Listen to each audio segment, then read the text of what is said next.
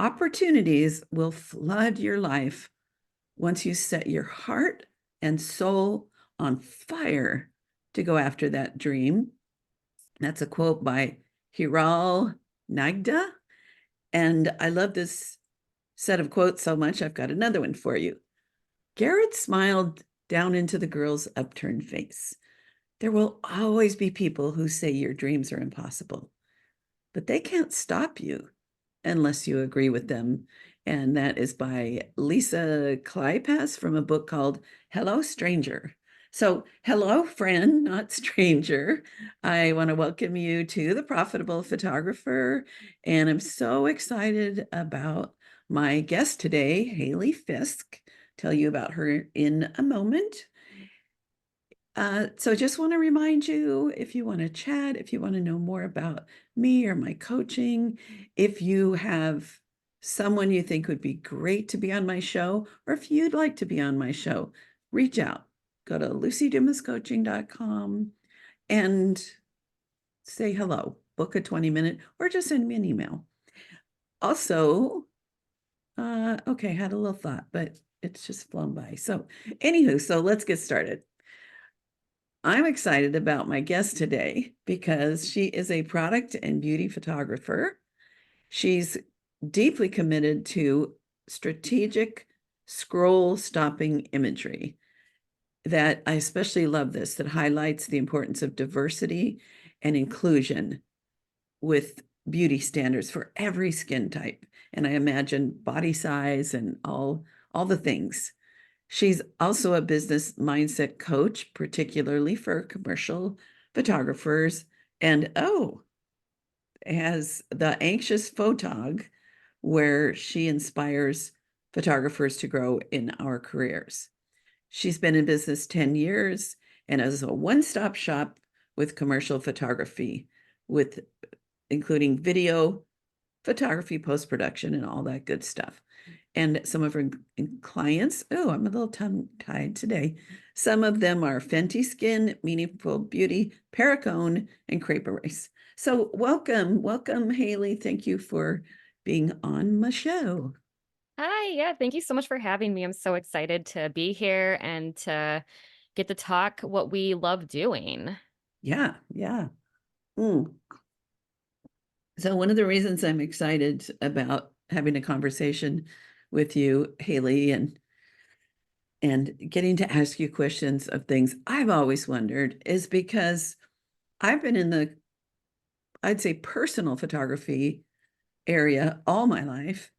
And except for early in my career, I did a few shoots for my gym as a trade and, this little magazine called The Holistic News, where I photographed people grinding wheatgrass and doing yoga poses and things. So that was my little introduction to some commercial Yeah, that's so photography. cool. I Yeah. love that. But I think most of my listeners have been in the same direction as I have. I have not had a lot of commercial photographers on the show. So I have a feeling a lot of people's ears are perking up today and saying, oh, this is stuff I want to know. So before I ask you a question, I just want to share that I used to think that what I chose to do in my career was not as important or not as like impressive, Mm. doing portraits and weddings and so forth. And what you do is what I always thought would be like real photographers who are having actual impressive careers. Now I Mm. don't think that's true. I think that what I do has eternal lasting value. And I'm really proud of the career that I've had and the people that I coach. But I can't wait to hear about your world and all the exciting stuff about that. So, how did you get into photography in a nutshell? Like, what's your foundation of getting to this point? And then how did you choose commercial photography? Yeah, I love that question. So I've always been very art minded. I've always loved, any sort of creativity. My parents noticed that too at a young age. And it was actually their doing. I wanted to pursue like painting as a career, and Mhm. they kept pushing me. They gave up on me having like a very, normal career a long time ago. So they really wanted to push me to photography because they noticed when I was younger, I'd always have disposable cameras. I just naturally loved doing it. Um, and when I was in college and kind of contemplating switching degrees because I wasn't enjoying the painting space, they were like, just do one class. That's all. Just try it.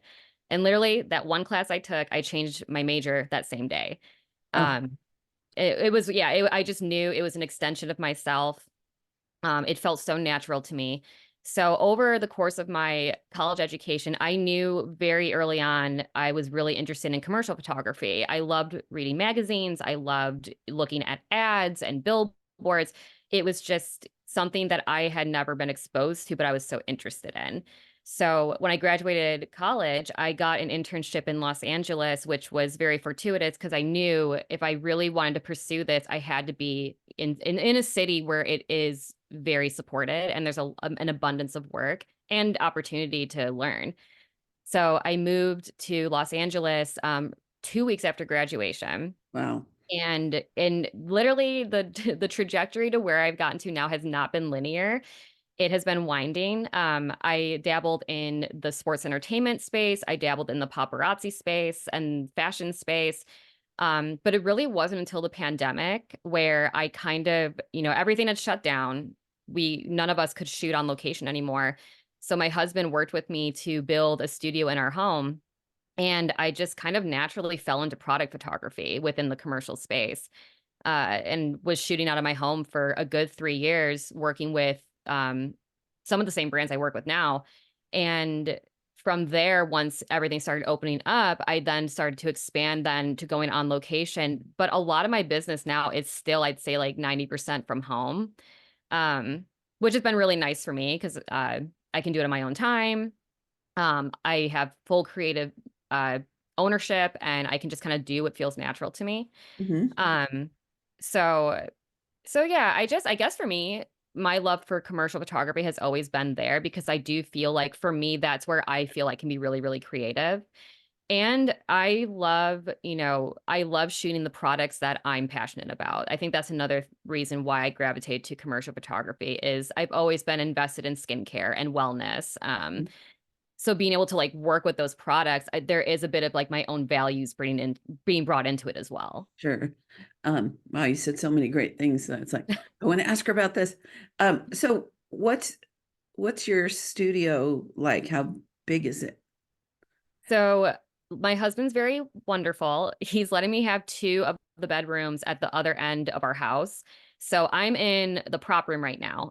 This room, there's a bed in here too. So eventually I want to incorporate maybe some like portrait or boudoir, like just kind of like use the space a little more. But then next door, right behind me, is where my photo studio is. It's about the size of a normal bedroom.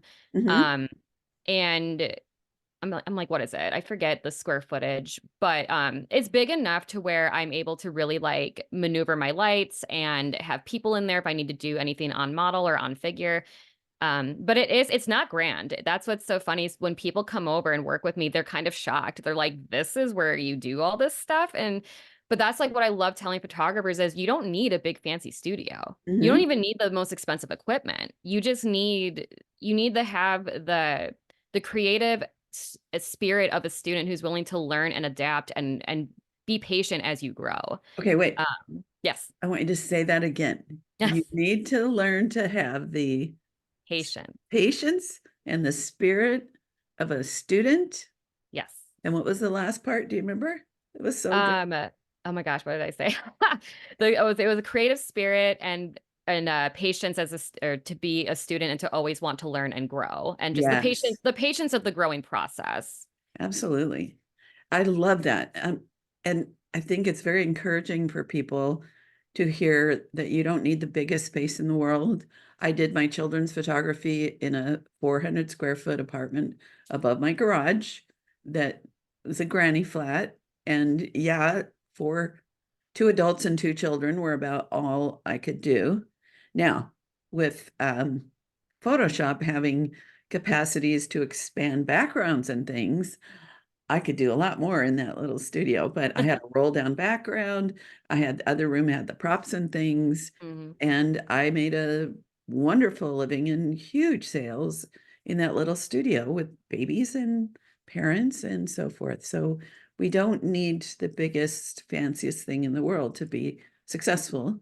If you're photographing cars, maybe you'd want a bigger space Exactly. commercially. Exactly. So what do you think? Can you explain the difference between commercial photography and what I'm calling, I don't know if there's another word for personal photography, but how, yeah, just some differences that you might know, and I might jump in, or we might compare. I love that. Yeah. Because I'd love to hear from you, like your thoughts on it as well. So funny enough, my mind goes right to like where there's a lot more similarities than there are differences. But thinking about the differences, I would say the client is a little different, in my opinion. I think when with like a commercial job, you're typically working with several people with that brand. You're probably going to be working with the creative director, an art director, and a producer. And sometimes there's multiple of those. You might be working with like some of my jobs, I'm talking to like 12 people. Okay, Um, so in my world, mm, I'm the director, I'm the mm, designer, I'm the editor, although I think we should let other people do our editing, but it's hard. private ones, we have more hats, more responsibility. At the same time, it sounds like I would have more control of some things than you might in commercial. Does that seem fair? I would say so because I'm kind of I'm trying to think of a good analogy here, but when I'm being given the shoot deck, or the creative inspiration for the shoot, they're telling me what they want, but they also are leaning on my creative expertise to give them feedback. So it is a little more collaborative. Some brands, they will be like, here's my shoot, here's what I want, do it. And it's just like, okay, great, I'll do that. But then a lot of the brands I work with now, we've built a relationship where it is very collaborative. Even during the shoot, we'll go back and forth. And a lot of the times they listen to my feedback, in my opinion. But Mhm. that's the trust we've established. Right. Okay. What else do you think is different? I would say, yeah, I'm like, my brain keeps going to like, there's so many similarities, but I would say another difference I can think about is I would say from what I understand of doing more personal photography, your kind of, your client is the person you're shooting. Right. So once you're giving them those deliverables and you're kind of showing them, I would assume you kind of hold their hand more with like, if they're kind of like, I don't know what photos to pick, like you're there to help them be like this, and kind of guide them through that process. Whereas for me, a lot of the clients I work with, like they know what they want. They come to me with an idea. So by that point of the process, it's kind of off of my hands. It's really up to them what they want and how they want it completed in the post production. Um, so I would say, yeah, it's definitely, I'm more hands off after the shoot, aside from like post production. Whereas I would assume for you, you're still just as hands on and guiding them through the gallery selection. And that also, I know for you, I'm sure is where a lot of marketing can be done because it may be someone came to you only wanting 10 photos, but if you shoot this whole gallery and all of a sudden they're like, I want the whole gallery, well, then there's your chance to upsell and make more money. Whereas for me, not as much of an opportunity there. Right. So just to summarize that, I was hoping you'd mention that you get paid up front. You make the Yeah, deal and you get paid up front. Now, there is a whole new genre of personal photographers who do a flat fee and send all the digitals. Usually they're not asking for 5 grand on that. And very often they begin to realize they're not making any money at two, three, four, $500 a pop right. to do a full photo shoot and full edit and deliver and plan it and all of those kinds of things. So for me, I do an entry amount and then it's the after sale. If I Mhm. do weddings, it's a package that is significant, but my plan is to sell them an extra 50 to 100% of what they've already invested.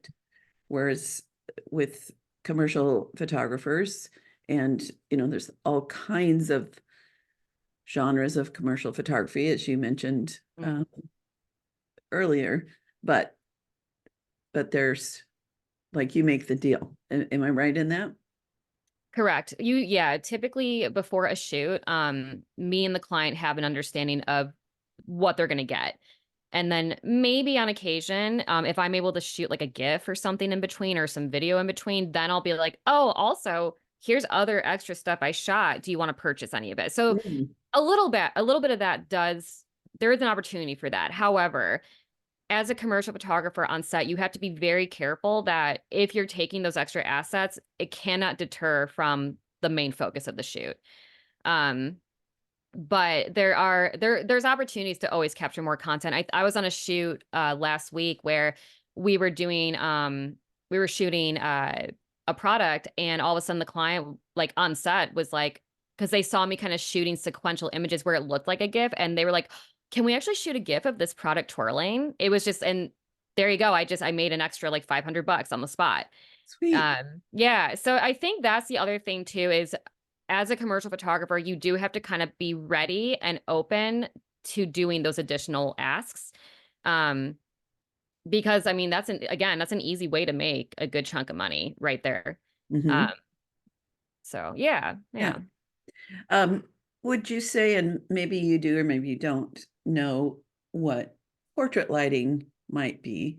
Mm, Can you explain beauty lighting, and then I'll maybe jump in and offer potential differences with that? sure, absolutely.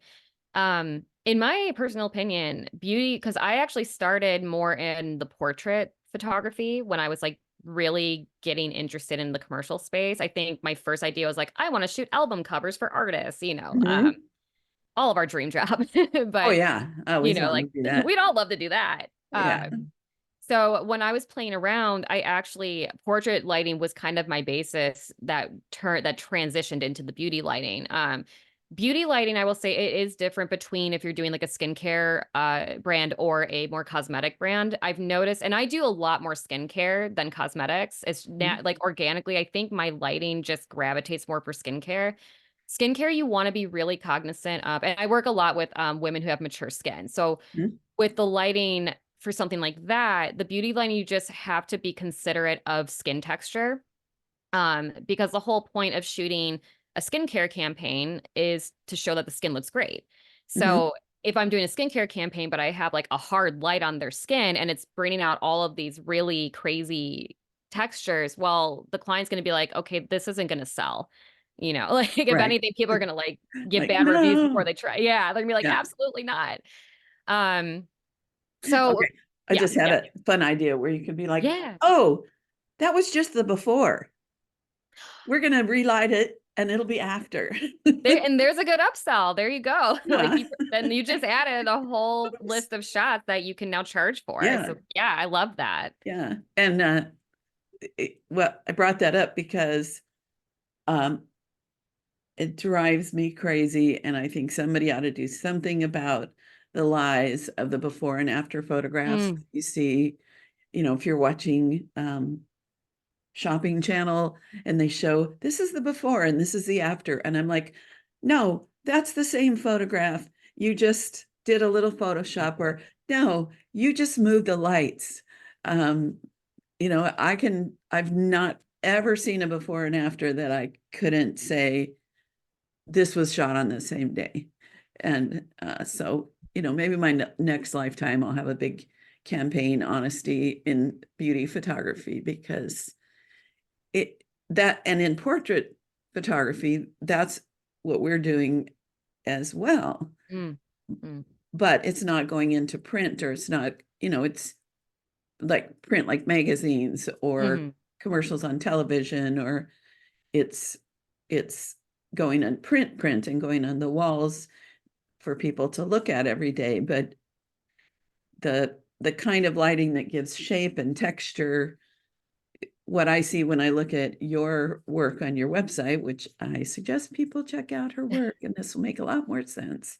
Uh, it's and I always look at the catch lights to Mm, figure out, oh, how did they light that? And I see that you do a lot of straight on, mm, a little bit high, and maybe a reflector mhm, underneath. I saw a lot of those. And with portrait photography, actually, I love doing that as well.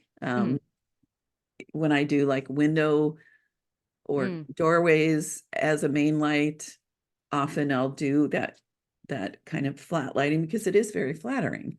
mhm. But the positioning of the light is so important with portraiture, uh, because like we're not, I think another difference, just a little slide this in, Mm, is you're usually working with models, not everyday people.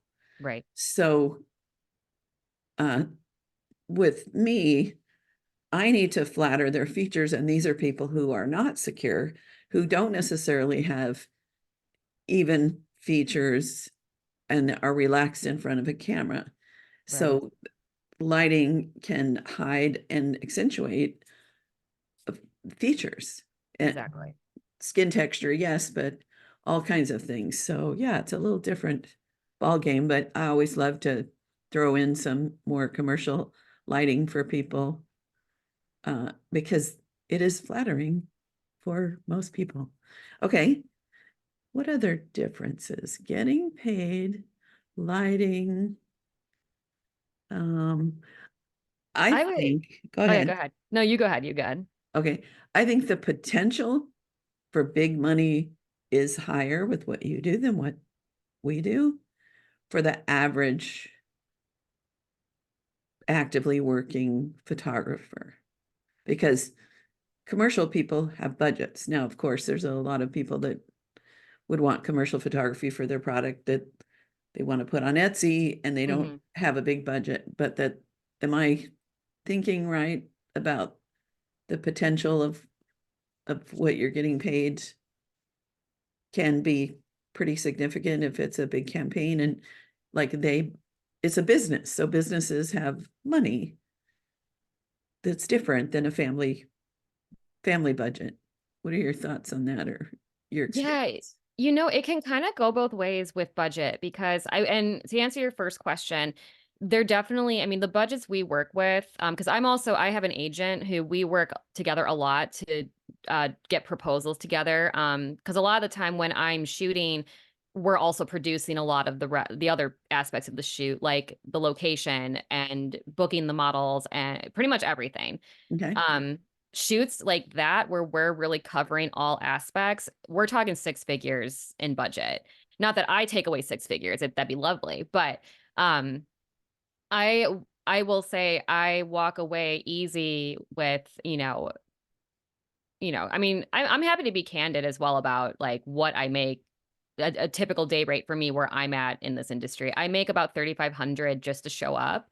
So Mm-hmm. that's my photographer fee. And then we typically will price usage out depending because usage is another difference I would say in our industries is because my photos are helping to sell a product. The way that usage works is I should be making some sort of money off of those images as well because they're helping the client sell something. So I'm letting them use my photos. I still own the photos, but Mm-hmm. they're paying me a fee so that they can use them for digital or print or TV. So sometimes that fee can be, embedded within the photographer fee, or sometimes it can be on top of the fee where let's say you're doing a billboard and it's global where everyone even beyond the US is going to see it. Can make triple on just the usage alone. Mm-hmm. And if they want to reuse it, you get that fee again. If it's like a 2-year usage and then after 2 years, they're like, we still want to use this as a billboard. Great. Send me another, 5 figures worth of usage money. And there you go. You did nothing, but your images are still making money. Love it. Um, So it's kind of like, what was I thinking of? If an actress is in a commercial mhm, and they run that commercial, she gets paid to be in the commercial, but she also gets paid every time that one runs. Like there's, or a sitcom or something that there's, is it called residuals? Residuals, yes. Yes. Yeah. So that's awesome. And yeah, we don't, every now and then someone says, hey, do you still have the negatives or the files? Mm. I'd like to order more. But I sell them so much product when they go out the door the first time, they don't really need much. But that's another reason I don't sell digital files to my personal photography clients. So I think that's another difference is at this point, what you're selling is a digital image, right? That's just Correct. the assumed. Correct. Whereas with us, it's a choice. And Right. I always promote the idea that we need to take charge of the printing and all of those things so that people get them done and get them right. Hmm. But for you, there's no like, I don't sell digitals. Like, what would you do if that were true? Right. You wouldn't work. Yes, yeah. Fine. Next. Right, exactly. Can you think of anything else? Something popped in my mind, but it's decided to pop out. You probably don't laugh and cry with your clients, right? No. Well, laughter, yes. That is something that I mean, because my branding too is, and I think why I work really well on location with brands is because I kind of the way I am right now is the way I am on set. And I try to be someone where I come with like very calming, confident energy, but also like I'm not a super, like, stiff person, like, I want the creative director and the art director I want them to feel like, they can talk to me normally and respectfully, but, we're at the end of the day, we're all there for the same reason. We're all there to, like, create beautiful photos that are gonna help you sell more of your product. Mhm, So rather than all being kinda, like, tight and just nervous, it's like, "No, like, let's enjoy this because the more that we're relaxed and the more that we're feeling good, those are the photos that are the most effortless and that sell the most mhm. product." Um, so what I'm thinking is one similarity, is a big one, is we're really always selling ourselves. Yes, That 100%. our photography can be very average, and if they like us, if they trust us, they're going to hire us and love what we create and see it as fabulous. And if we're kind of a jerk, we can be the most award-winning, incredible photographer in the world, but it'd probably be harder to make a good living and get hired.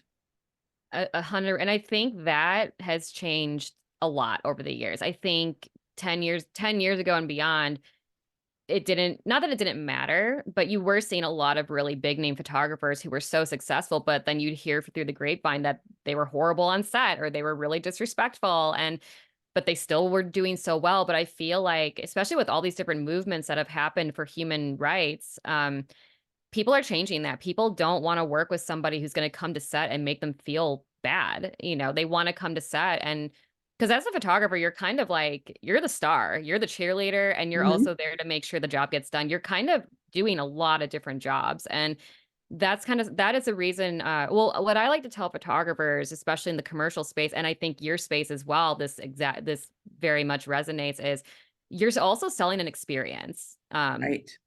That's what the client's paying for. They're paying for something that they wouldn't do themselves. They're paying for something that they're trusting you to provide. And it's like, yes, providing good photos, that's the number one goal. We're all there. But they also want to feel, again, feeling good. As human beings, we want to feel good while we're getting something done.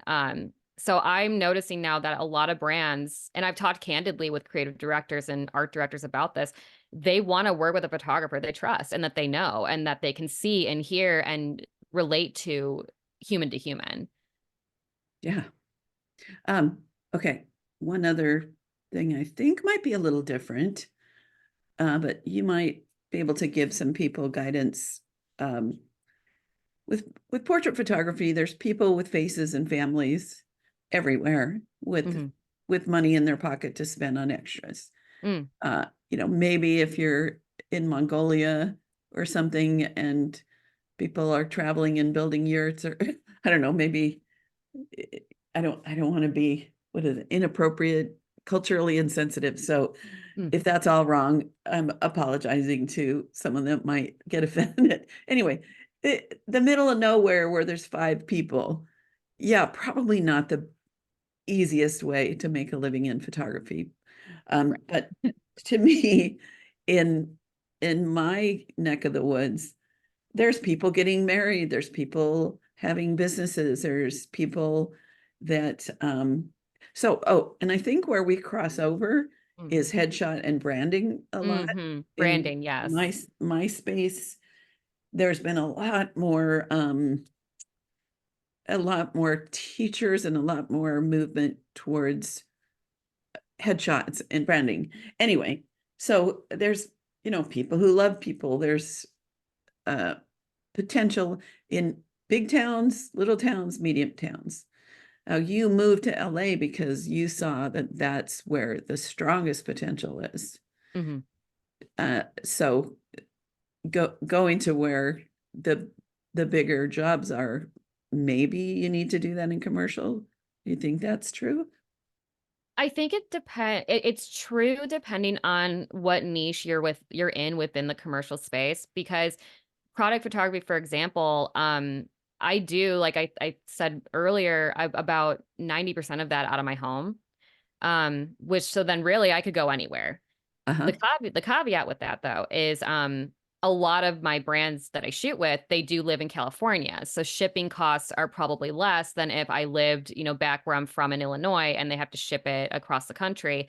But I do work with people in New York where they send me their products and it's no problem and they're used to that. Hmm. So I would say though, for the commercial photographers who are starting out, it does behoove you to be near a city.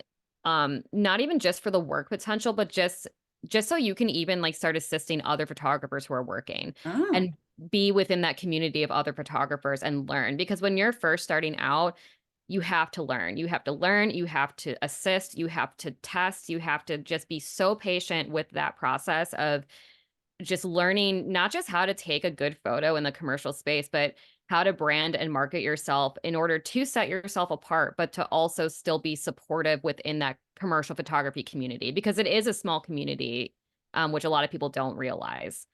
Because even out in LA, I know a lot of the photographers that I really truly admire and love. I bumped into them. I talk with them. We're very incommunicado, and that for me is I think that's something that you might miss if you're living somewhere a little more remote. Like, yeah, you're probably not going to be surrounded by other people who are photographers. Hmm. Or if you are, the competition's so intense that they may not want to connect out of fear of, I don't want to connect with somebody who I'm in direct competition with. Um, I love hearing that there is camaraderie is in my angle. Ideally, people form connections with other photographers in their area. mhm, And to me, that's been one of the secrets to my longevity in this mhm, career is it can be really lonely, but I've been involved with my local and state and national chapters of PPA. I've formed with a group of women back when this was not such a women friendly industry. We formed a group of women, not just the photographers, but the wives that were actually running the businesses oh, for their wow. husbands. Yeah. And we started sharing forms and sharing our problems and not just, oh, here I'm doing so great. And we're still going strong 30 some years later. And now we do creative things to keep our spark alive because we don't we don't need to huddle down and support each other as much. Yeah. But so I love hearing that in the commercial world because in my mind often think it would be more cutthroat and competitive, Mm. and I love hearing that that same kind of camaraderie happens in the commercial world as well. Well, and I will say, there is an aspect of the cutthroat nature that is present, but that's where it's so important to find your people who don't Mm. subscribe to that. Because hustle culture, that is something that exists, and a lot of photographers subscribe to that. They think that the only way they can get to success is by not just hustling, but by really kind of cutting out anyone else in the process and being cutthroat about jobs. And I do not subscribe to that whatsoever. And a lot of my photographer friends, well, not a lot, all my photographer friends who I keep in my inner circle, they also don't subscribe to that. And what's funny is when we're together, if something comes up about like a photographer that we all know of and we find out that they are doing things like poaching jobs or um just being disrespectful. Like poaching jobs for me is like the biggest no-no. Mhm. So when we know someone's doing that, they kind of get iced out. It's like we don't even want you in our circle because that's dangerous. Because, for commercial photographers, a lot of jobs I've gotten are through the referrals of other photographers who weren't available for that shoot, and vice versa. I just referred my friend for a job that, yes, I could have, applied for, but instead I'm like, you know what? I know that my photographer friend is looking for some work right now. I'm going to throw it her way because I have the mentality and the mindset that work in the commercial space specifically is abundant. Every day Mhm. there's hundreds of thousands of new brands that are being launched. There's so many every single day. There's so many brands that are coming about. So there's work. There's no reason for us to be cutthroat. And Right. that's where community to me is very, very important. Yeah. When I did weddings, Mm. at least a third of my weddings came from referrals Mhm. from photographers because there's only so many Saturdays and Sundays in a year, and Right. I limited myself finally because I was just getting exhausted to no more than 3 weddings a month, so that meant I turned away a lot, Mhm. and I found people that when I referred them, they thanked me, they connected, and then in turn, uh, and I would refer people not just to get work back, but because I truly wanted to help the client, and I'm sure Yes. that's true for you. With the Mhm. side bonus is I began to get referrals back from people that referred me, and so we helped each other.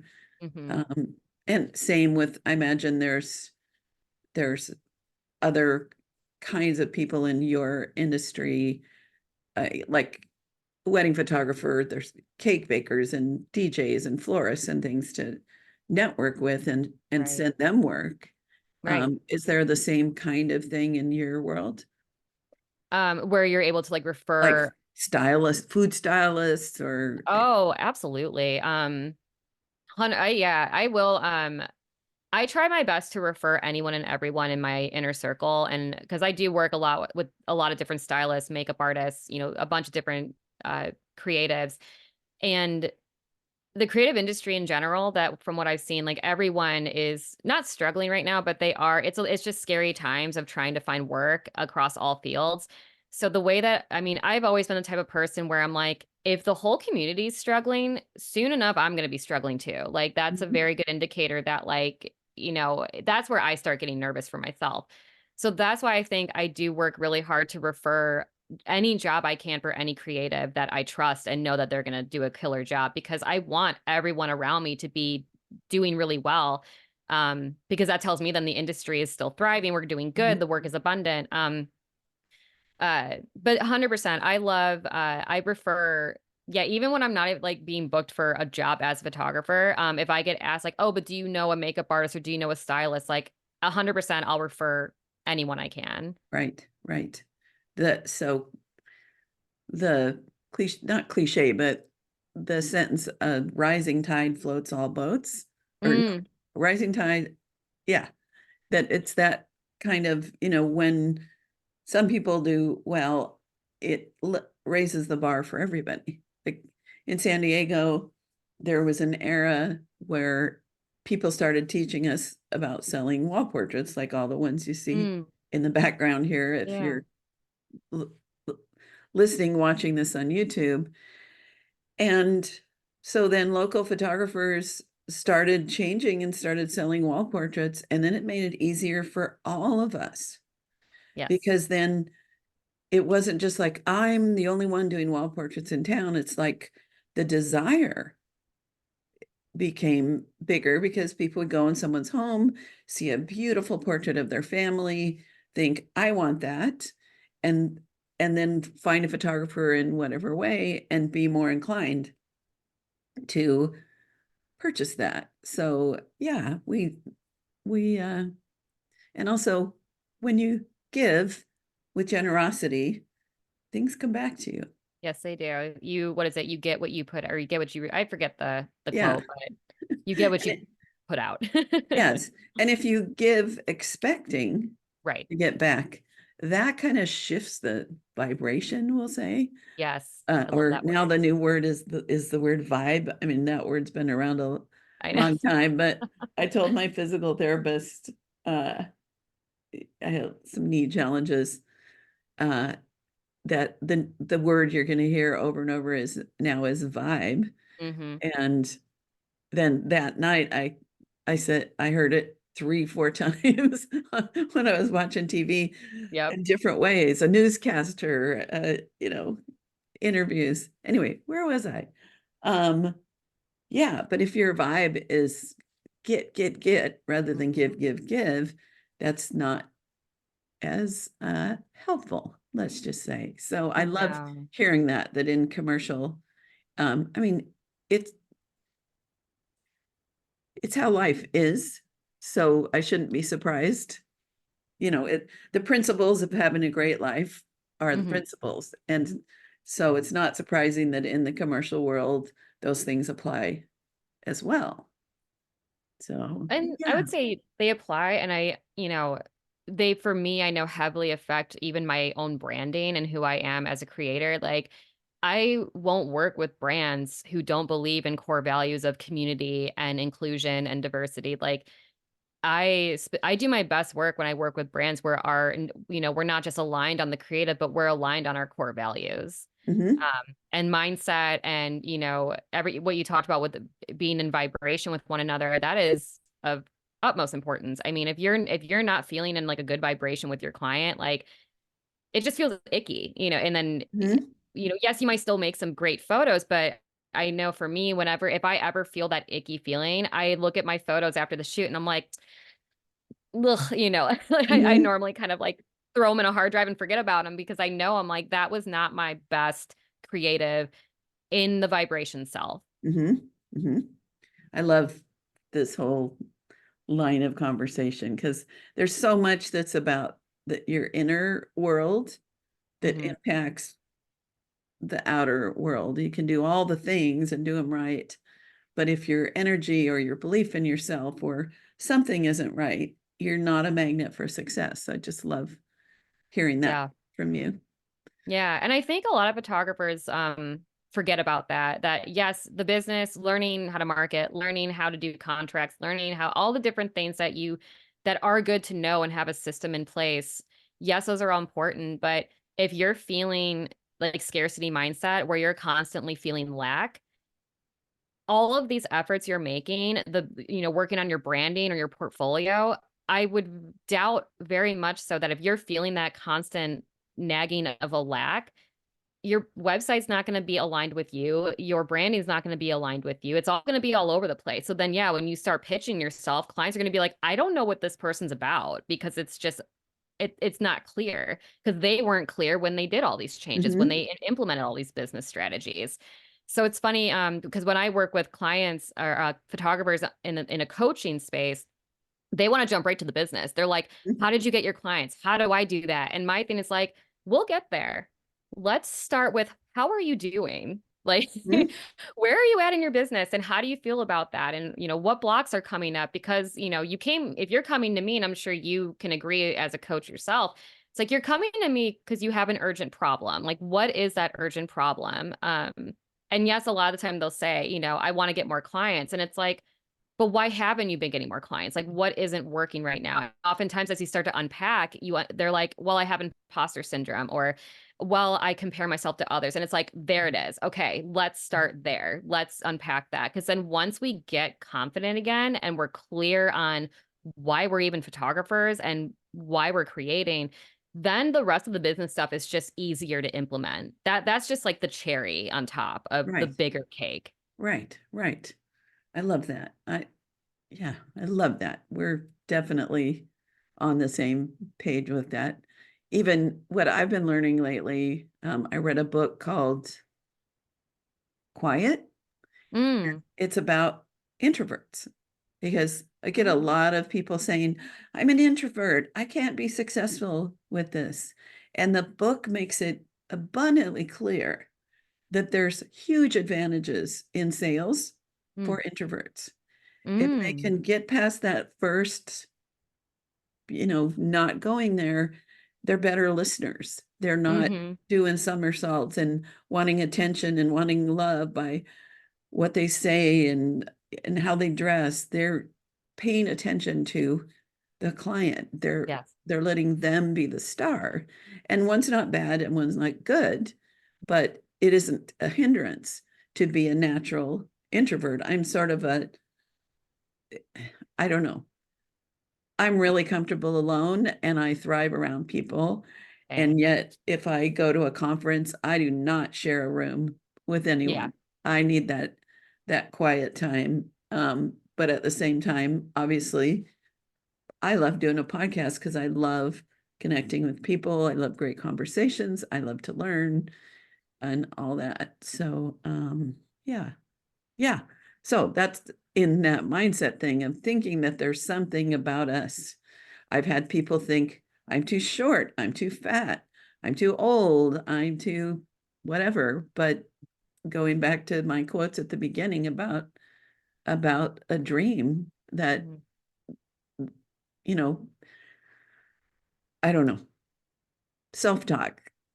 We can do this is Yeah, important. the inner Yeah, voice that because at the end of the day, I mean, and this is, off topic a little bit, but if you don't have a good relationship with your inner self where you're connected and, I think it can bring up even bigger questions for people where it's like, is photography even what I want to do? Or am I just doing it because I've been doing it and because right. I told myself I'm going to do it, or I thought it looked different than what it is, Right, right. you I had a know? coaching client once who had a job he loved, and he loved photography, and he thought it'd be fun to make a living at photography.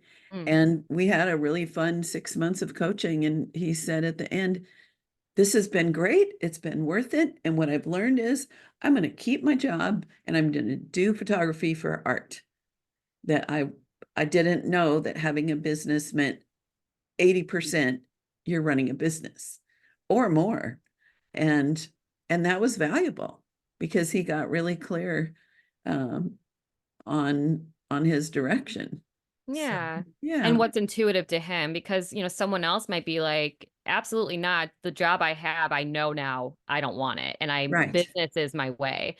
But others, and I like that you mentioned that, people who think that running a business is like what they want to do, but then once they see what goes into it, they're kind of like, eesh, that brings up a great just topic of it isn't for everybody, and that's okay. Like some photographers might be better suited doing a full-time job, shooting portraits somewhere or shooting e-com, whatever, and that might make them they're making stable money. They have a 9 to 5, they can come home, they don't have to deal with all the extra stuff.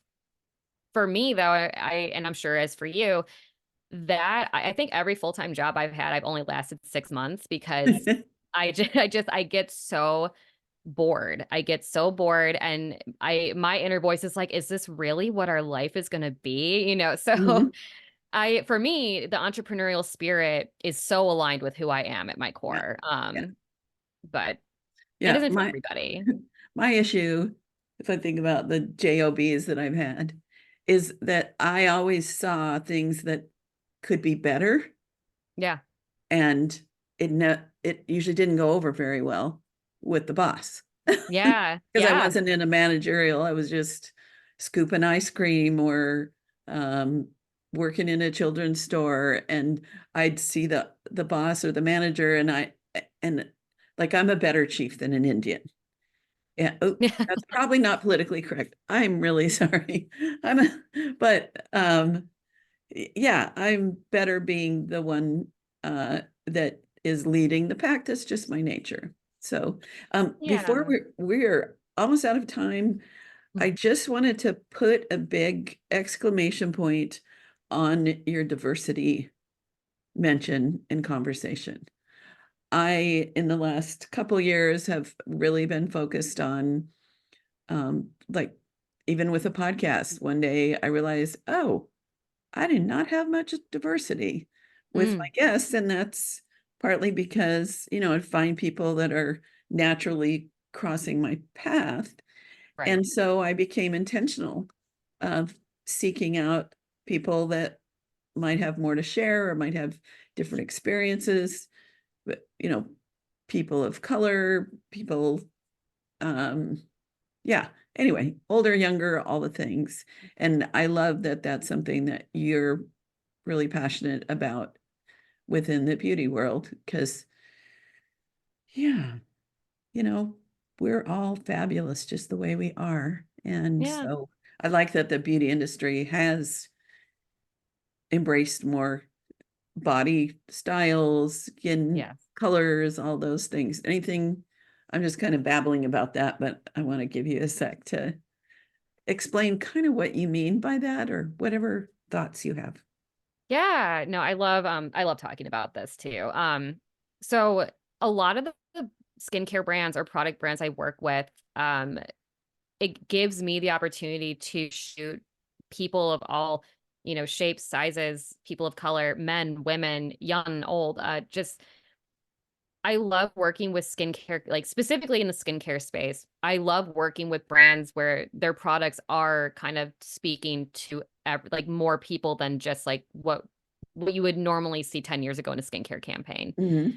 Um, and even for me, like, I think I've always been someone where I've always been very inclusive. I mean, since I was probably born, I've just always loved everyone. I just love human beings. Hmm. Um, and I love telling their stories, and I love telling the stories for those who have been just hindered by society for so long, but are now being supported and are allowed to tell their story and actually, now work in the beauty space. So I think for me, like, especially when I was building out my beauty portfolio before I was really getting jobs, all the test shoots I did, I specifically would work with people of color and men and men and women of young to mature, especially because those are the people too were there. I think like they maybe didn't feel like that there was a platform for them for a long time, but now that there is, they're so grateful. Oh, good. And yeah, which that's where I love. Actually did a shoot recently where it was a skincare brand for women in their, I would say maybe 40s to 50s, so more mature skin. And though the talent, all three women we worked with, they were just sweet, so sweet, Hmm. so easy to work with, easy to talk to, because they said so many times they're just so grateful. They're so grateful to be here and so grateful to have the opportunity. Not saying that like, the younger models I work with aren't the same way, but it's different. Hmm. Just a different appreciation. And I think for me, I always want to showcase, I'm not a photographer to make money. I mean, obviously I want to make money and I need to pay my bills, but that's not the core of why I do what I do. Because if I was just worried about money, I would not be a photographer. Mm. I would be a lawyer. I would be a doctor. I would do anything else. But I do it because I love creating where I can connect with other human beings. And I especially love to connect with human beings whose stories have not been told as they should have. So that's for me, the diversity component of my work is probably the number one value that I try to showcase. I mean, Right, inclusivity as well, but I think that comes in with diversity. right, right. I love that. Yeah, I love that people that were born one sex and have transitioned or haven't transitioned, but they show up as the opposite, um, are now getting work. I love that Right. the fashion industry is getting really creative with men that want to let their peacock flag fly. Yeah. And because it used to be that the only change men could do, the only trends were like, how big are the collars? Right. You know, okay, I'm going to say white men Yeah. because I think black men have dressed much more beautifully and interestingly over, going back, the zoot suits even back then. Mm, But, tie size collars, right. maybe which color of blue or navy or gray or Right. black. and Exactly.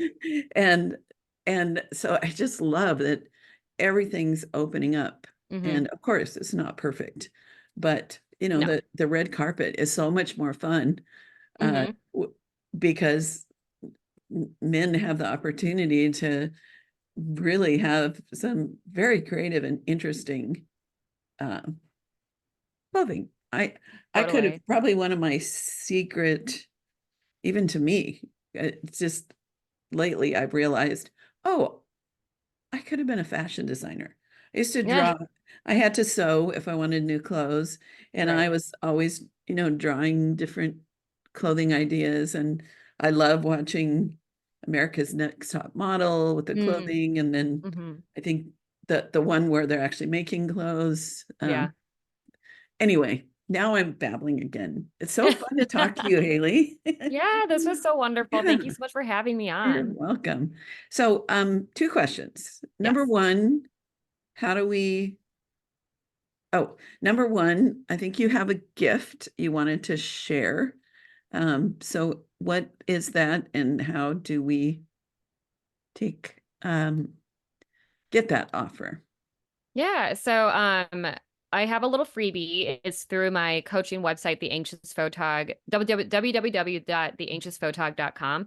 There's a freebie that is called How to Attract Your Dream Clients or Manifest Your Dream Clients.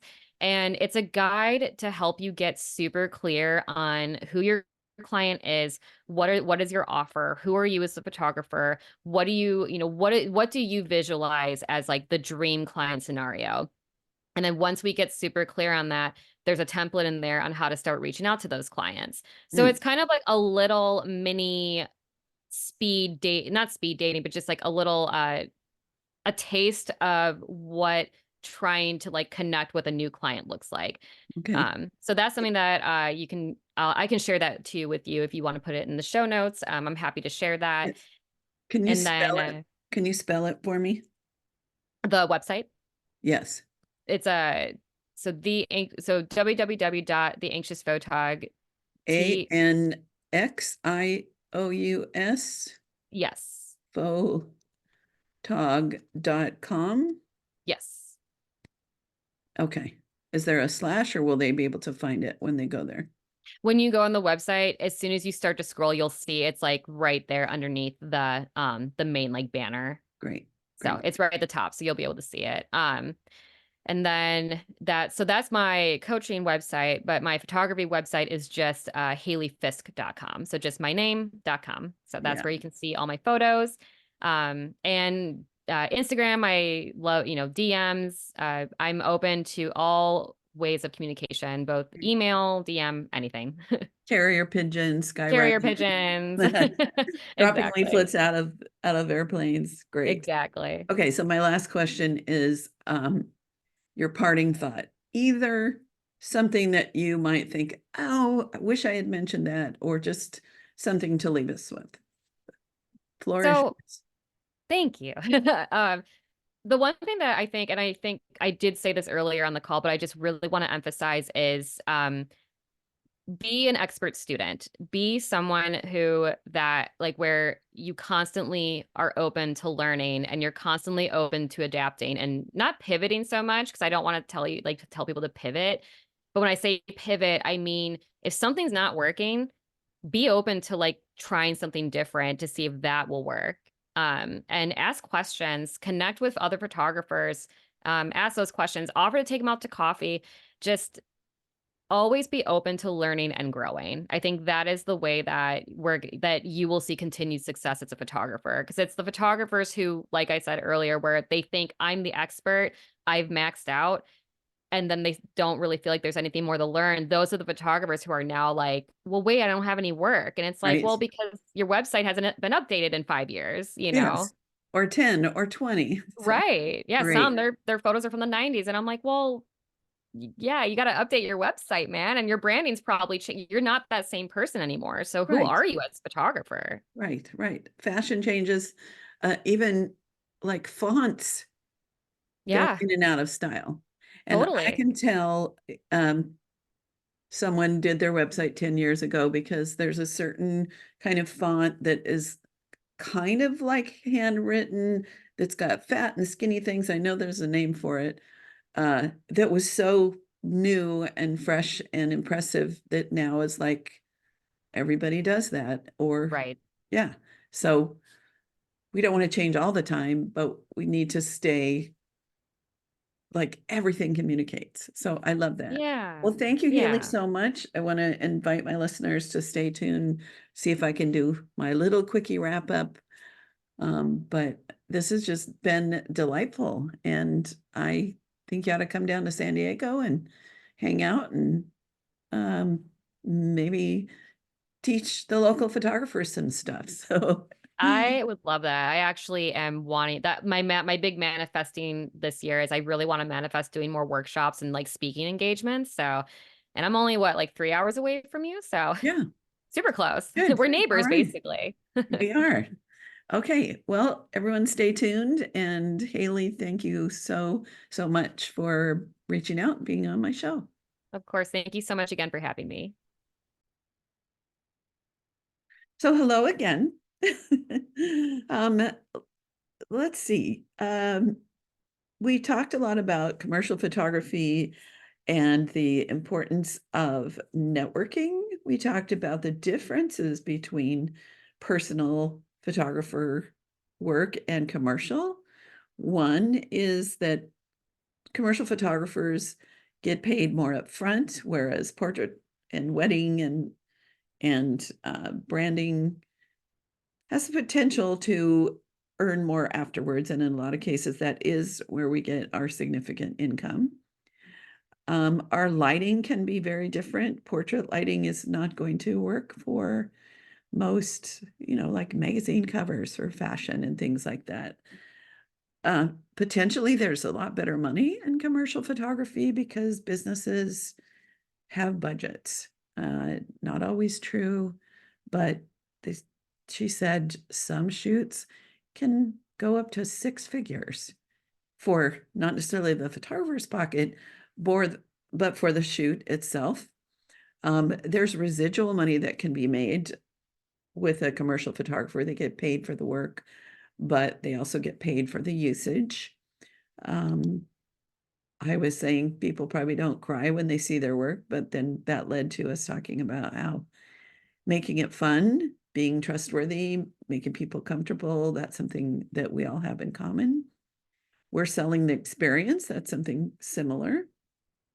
Networking with people in our industry, both photographers and people that serve what we're doing, uh, is something we have in common. And also diversity can be something that we're intentional about. So thank you so much for listening again. Please watch me on YouTube, subscribe, make comments, go to my Instagram, click some likes. The more you do that, the more other people will get to enjoy this, and the longer I will um, keep doing this. So if you want me to keep doing it, I need your support, or I appreciate your support.